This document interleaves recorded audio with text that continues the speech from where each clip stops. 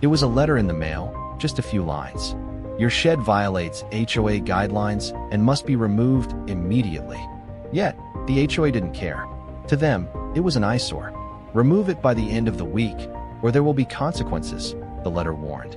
This shed wasn't just a shed. It was mine. Every nail, every plank, every brushstroke of paint, put in place by me. It was built after long hours of saving, after endless weekends of sweat and sore muscles. I built it to store tools, yes, but also to have a place that was mine, a space where I could breathe, think, and escape from the daily grind. But apparently, the HOA thought it was too big, too out of place. They didn't care that my shed was built in line with town regulations. They didn't care that I poured my heart into it. They just saw their chance to flex their power. Your shed doesn't fit the aesthetic, the HOA president, Ms. Harris, said smugly during the meeting. I wasn't about to let them bulldoze my shed. So, I started digging. First, I checked the original property deed, no restrictions on sheds. Then, I pulled the town's zoning code. Sure enough, my shed was well within the legal size limits. But that wasn't enough. I began to gather testimonies from neighbors. Many of them had structures on their properties, sheds, garages, some even bigger than mine.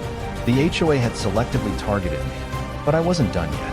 I filed a public records request and got access to HOA meeting minutes. It turned out there were a few suspicious decisions in their history, decisions that favored certain homeowners while ignoring others. The HOA wasn't playing by the rules. They were abusing their power. I began planning. They wanted to dictate how I use my space. Fine. I would make sure their own space became a reminder of their arrogance. I had a sneaky plan to transform my shed into something they couldn't ignore, their storage room. On the day the HOA came to inspect my property, I was ready. I had already swapped out my personal tools with their forgotten paperwork, old files, boxes, and supplies they'd been too lazy to store properly in their own office. I opened the shed doors and let them take a look. Their eyes widened. "What is this?" Ms. Harris demanded. I casually walked inside, gesturing to the boxes of HOA records. "Oh, just your things. Thought you might need the extra storage space. Since you asked me to remove my shed, I figured I'd make it a little more useful for you." The HOA members were speechless. The fallout was swift. Neighbors started speaking out.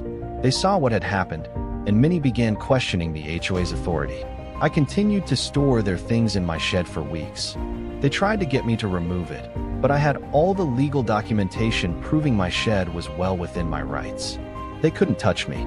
For more HOA downfall stories, like, subscribe, and stick around for the next revenge.